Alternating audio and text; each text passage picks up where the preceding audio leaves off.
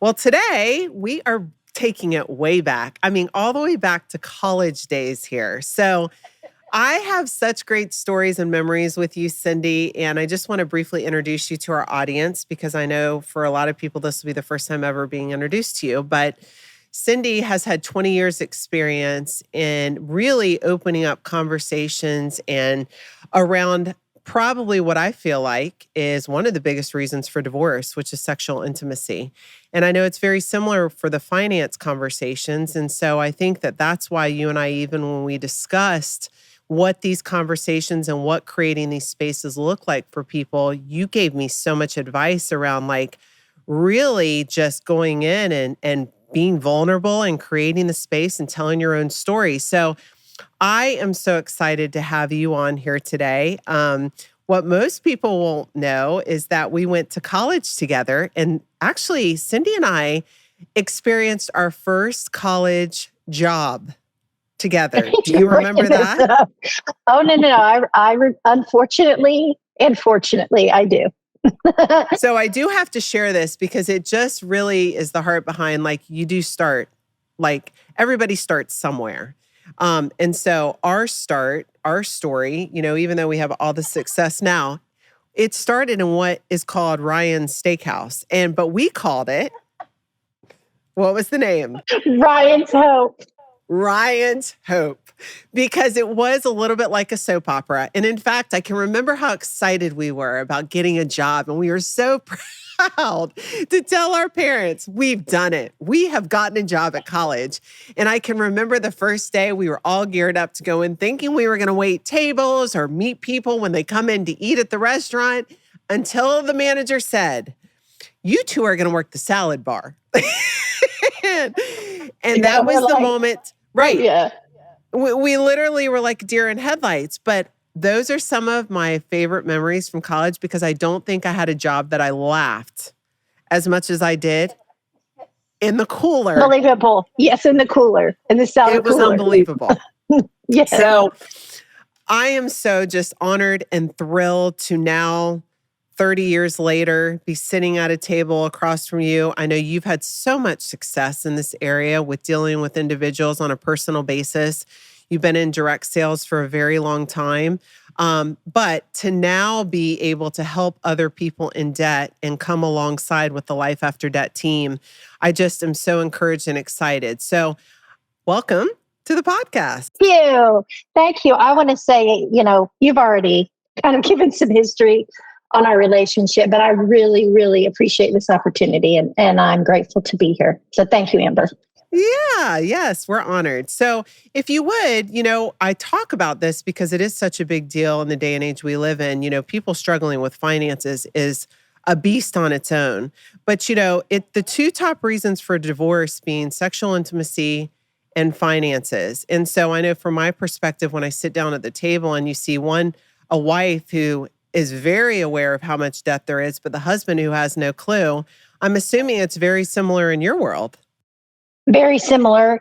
And with it being the top two reasons for divorce, you and I could talk for days about this.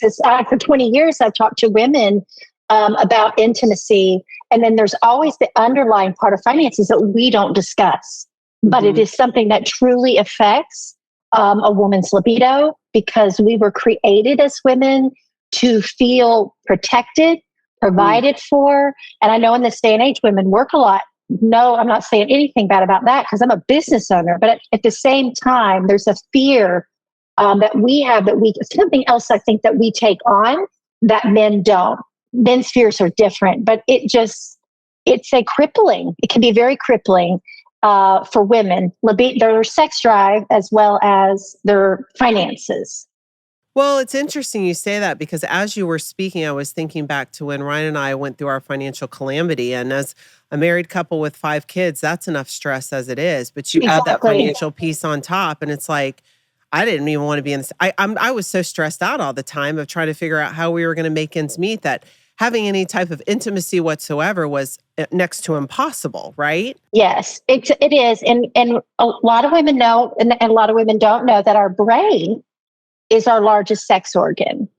So for us as women, if it's not happening up here, on a general day. It is not happening in the genitalia. Do you see what I'm saying? So Right. when you are taking on the financial stress of everything, it is with the brain being the large sex organ. You had 5 kids. You had just, a teens to take care of. Right. And I've talked to women with kids and all of that stuff. And then you throw finances into it. It's overwhelming and it's almost crippling to think, yeah, I want to have sex tonight. I want to be intimate. It's just not even a thought in your mind. Well, and you can see how destructive that can be on a relationship and lead you down a path of divorce, which, I'm a firm believer. I mean, I always tell people all the time, I don't think marriage starts when you say I do. I just don't. I believe marriage starts when you actually walk through what is for some the most difficult season of their life and you make it to the other side. That's when your marriage starts. And I can truly say that about my relationship with Ryan. We have not always had seasons of coming up roses, even though people from the outside world and even your life, this, everybody from the outside world will look in and say, well, they've had it great. Everything's been perfect. But that's not the case. And so, being able to stick with it and walk to the other side of that, I believe that's when marriage starts. And even the intimacy piece, Cindy, being open and honest and communicating to me is the biggest form of intimacy there is. Would you agree? Oh, 110%. My best friend's husband, let me see if I can get it right, but he would talk about clear, or unmet, unmet or unclear expectations. Mm-hmm. They form the biggest part of resentment or bitterness. And so when we don't communicate about what it is that we want or need, sexually or in any part of our life, we get what they give us. And so if we don't discuss our finances, if we don't discuss, all the intimate topics, anything in general, it's just this simmering resentment that just sits there because it's not discussed. Right. And that can kill a marriage. It does. It really boils down to a breakdown in communication. Yes. Wouldn't you say? Well, oh God, yeah. I think it's all about communication. Mm-hmm. All of it is about communication. At the end of the day, when a woman is able to say that, well, asking for help is hard, but when a woman is able to say, this is where I'm at, mm-hmm. and it has nothing to do with you, but yet it's us, and this is where I'm at. So you're just leveling. I always like to say you're leveling expectations, but communicating good, bad, or indifferent is so important. And that's scary. Yeah. And I think, too, having a good support group around you of people who create those spaces for you to communicate is so valuable because it's really, really hard sometimes. I think we all hold in this stuff because we think we're the only one experiencing it. And most of the people that I come across with credit card debt, they're too ashamed, right, to share because they think, how stupid of me. I'm the only person that's in this situation. But it's so not the case. And I think that's such a lie that the enemy wants us to think, right? That it's just you. It's not everybody else, it's you, right? And so just being vulnerable enough to be that person for others, to create a space, which I know you're great at, to comfortably share without shame or guilt. Shame or guilt. Yeah. And speaking to that, I have my own struggle with vulnerability for different issues. And all the more reason now that in certain situations, I have to lead with vulnerability, definitely in working with women. But because that can be a struggle for me, I want to create that safe space. I've also learned over the years that it's real important that you're sharing with people that have earned the right in your life. That they are good. Safe people, not just anybody, but somebody that you feel you can trust, and that I've learned that the hard way. And now, my best friend's mom calls them thumb friends, and it may be more than 2, but there's those people that you do want to share your vulnerabilities with, but make sure they're people that are safe to you and have earned the right in your life. No, that's a really good piece of advice because even I know I'm always hesitant. One thing we have very much in common is that we're both 8s on the Enneagram. And so we're excited about the Enneagram. Let's do a podcast about that. I must stop. Which I do want to do at some point in time because I believe every number on the Enneagram has a way that they relate with finances that's completely different. So I do think that's a huge topic. But I just think that for an 8, we're already non-trusting. We're already survivors. We're challengers. We just kind of hold everything inside until we can't, right? It's one extreme or the other. And so, but for others, it may be a little more comfortable to share. But I think ours, I know mine, I speak about me, is sometimes the fear of how it's received, right? What's the response going to be? And even around finances, and I'm sure around intimacy, growing up in what I would call a very legalistic type of environment, is that, you know what? The woman takes care of all the finances, or she pays all the bills, or she does X. And so she should have a grasp on everything, while the man, and I've seen this even in people I talk to, where the male may be, or the husband may be a little more detached. So one thing I love about my relationship with Ryan is that we're open books. We both talk candidly. We both share. He doesn't give me an allowance. Like, that just doesn't happen. I mean, we both respect each other and trust that each other has the best interest in mind. But I know for a lot of couples out there, if they don't have that intimacy piece, they can never even get to those conversations. No, they can't. And guys, you said a lot of good stuff right there. I think about, and what I tell women a lot is that you were a me before you were a we. And so the self-respect is understanding who I am and what I bring to the table and what I don't. And then coming to your significant other with saying, this is what I got.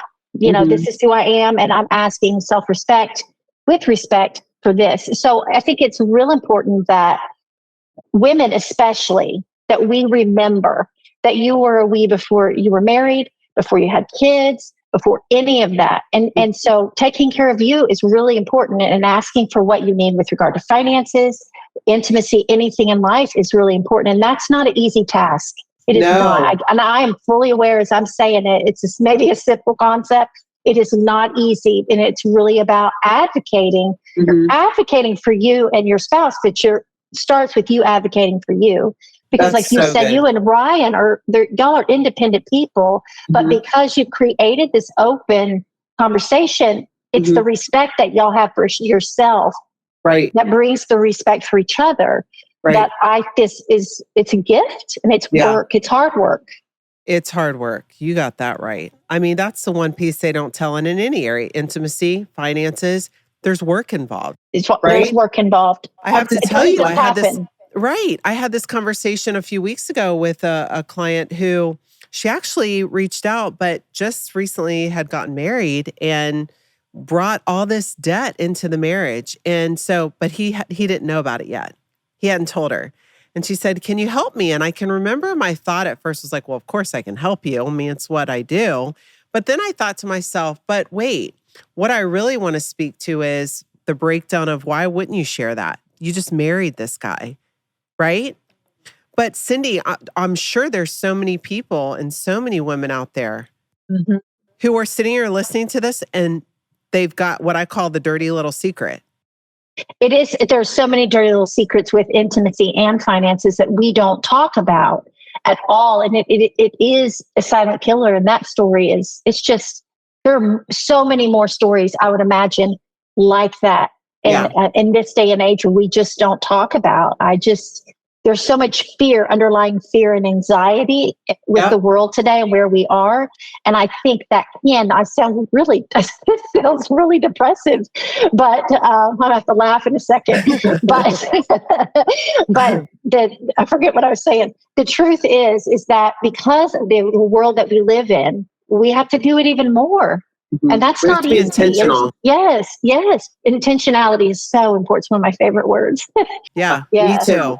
And I think too, asking permission. One of the things I've really tried to practice before I go into a heavy conversation, whether it's about intimacy or finances, is, hey, I really need to get your permission. Can I share with you something right now? Like, are you in a space to where you can receive it? Because, if you know going into a conversation, I say about debt, you would say about intimacy on your side. If we know we're entering into a conversation that could turn to where it's a little bit combative, right? I want to make sure I have permission to enter that. Exactly. It is not for men and women to just boldly, like bluntly, and we do it subconsciously. It is so subconscious. It just comes out. So you have to intentionally, to use your word, ask for permission. And is this a good time? Because you don't know what kind of day your spouse has had, what kind of day you've had. So to ask permission is key. And if it's not a good time, I like to use the words high courage conversation. I I don't know if you've like ever heard it. like that. I was at a leadership summit that I was at, and I was taught, it's just stuck with me to say, Amber, I'm really nervous and I want to talk to you about this. And this is a high courage conversation.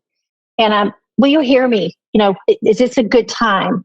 Yeah. Because my intention is for us. So people can't get defensive. One, it's harder for them to get defensive when I can go into it like that. Mm-hmm.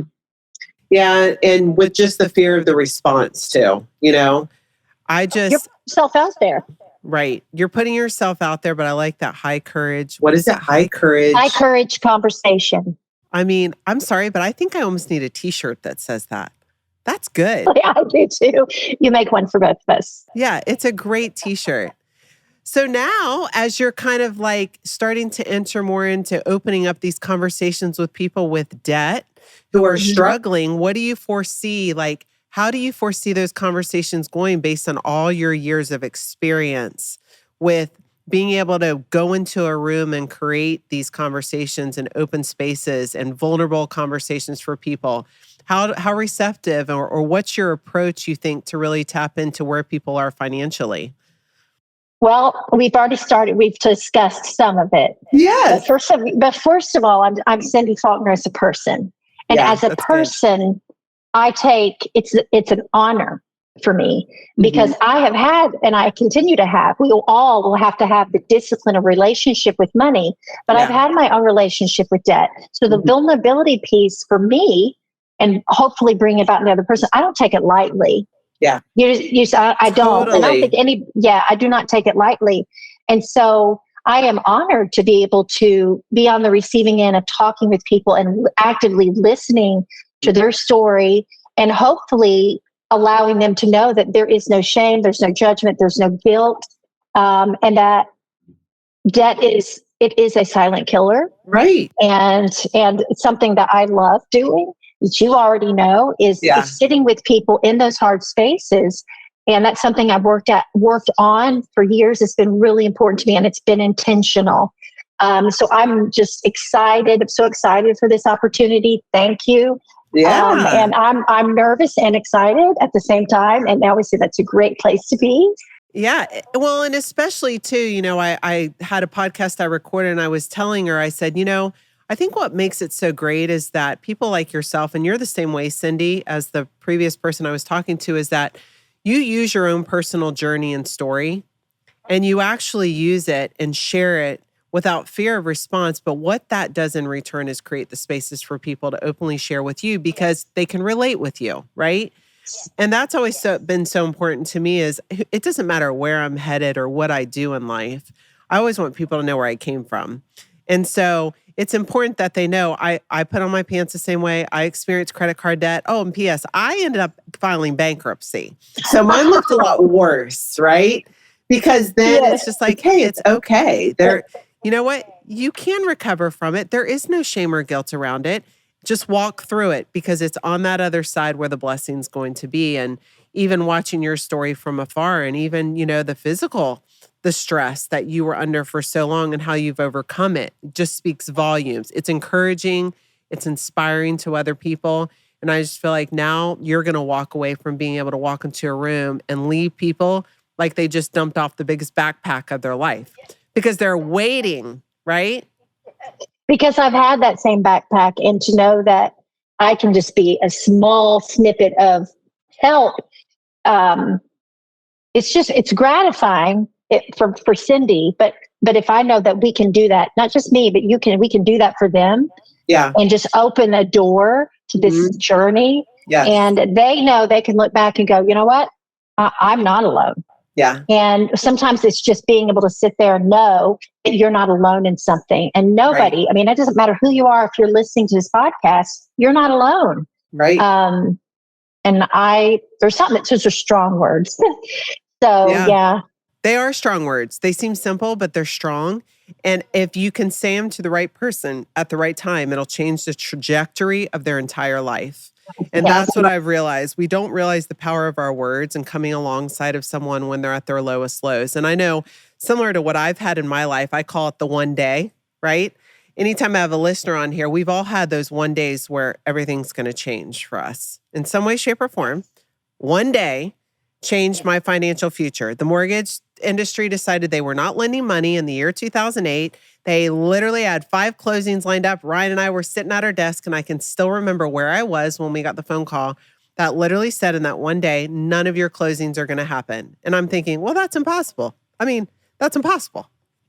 And it wasn't. And so at that moment, everything changed in my life. And so for you, would you say that you've ever had one of those days to where everything changed for you? And if so, what did that look like?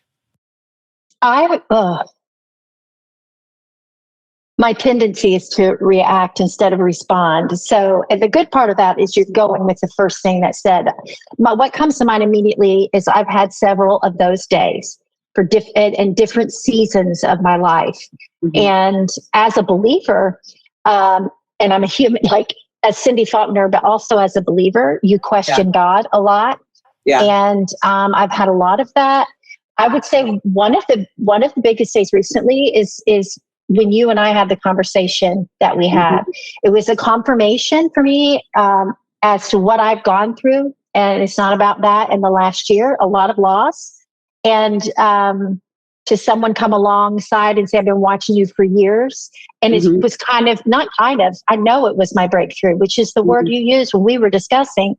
Yeah. And to be able to step into this new arena, it's a big for me. Like, mm-hmm. It's a high calling. Yeah. But you're going to do amazing at it. I just know it. Thank you. I have watched you for so many years, both you and your sister. I just have to just give a small little insert here because, not many people can pull off what the two of you did, which tells me it runs in your DNA. This is not something that just magically just 2 out of 3 children are like this. I'm sure the third, your other sister, Rebecca, is just like it. But you and Amy, I've watched for so long rise to the top of corporations and lead and train people in a manner that I've never seen anybody else do. And I've always said from afar, one day, like, I don't know why. It's always, I could see it so clearly, like those two I'm going to have on my team in some way, shape, or form. Insert, that's who I would want to represent. And then when it worked out to where I just happened to be in Chattanooga and connect with you, like what a God-ordained moment. We had dinner, left, and communicated. So I can't even tell you what an honor it is to even be having this conversation, but also to see your excitement. And, it takes me back as a kid, and I know you'll remember this from Sunday school, where we used to sing that song, Jesus, Others, and You. What a wonderful way to spell joy. Do you remember that? Right. Okay. So I say that only because, in this season, for me, the word that I've been given was, look, Amber, walk away from corporate, walk away from everything and I just want you to help people. And so me being an 8, 8s are not helpers. I mean, we like to advocate, but it's not necessarily caregivers, right? That's not our gifting. But I'll tell you, it's been a stretch. And I think that for me, what I've learned in it is that to my core, as a Christian and as a female and as someone who's been highly successful in business, there still is no greater joy than to help others, right? Like it's Jesus first, others, and then yourself. And I think with doing what we're doing now with approaching people and opening up spaces for people to share about what they're experiencing financially, to me, there's no greater gift than to change the trajectory of a family by cleaning this up or stopping the generational curses that they've experienced for so long around their finances. You don't know. Right. You don't know what you don't know. And there's such an enlightenment when you get the education from the podcast, from the clarity calls. It's very enlightening, and it is a safe place. And so that's the wonderful part about it. And a lot of people will just, like you say, the ostrich, they'll just go in and they'll ignore it all and won't look at it. And if you're listening and that's you, then boo, you ain't alone. We're doing it. People are doing it. You know what I'm saying? Right. But taking that first step forward, which is fear, can be fearful, and just saying, I'm just gonna book a 15-minute clarity call. That's what I'm gonna do. It's all I have to do. It's the next step. Yeah. Progress is progress, no matter how small. Making a 15-minute phone call not hard. Yeah. And that's really what I want to leave. Yeah. No, it's so good. And that's what I want to leave people with today, that, if you find yourself listening to this podcast and you have so many things going through your head and you're thinking about your finances 75% of the day, book a call with someone, with one of us on the team. Because, once we actually can hear your specific situation, one, I'm sure you have a hardship. And that hardship is what's going to allow us to curate the best possible roadmap to your financial freedom. So it's going to take you from where you are, pulling your head out of the sand, right? The ostrich. And it's going to lead you to building wealth, which is what we love to do best. So I just want to thank you again, Cindy, for being here. I'm so excited about this next season for you. And I do believe and know you're going to impact so many people in the future. Thank you. I'm excited. All right. We'll talk soon. Have a good one. All right. You too. Bye. Bye.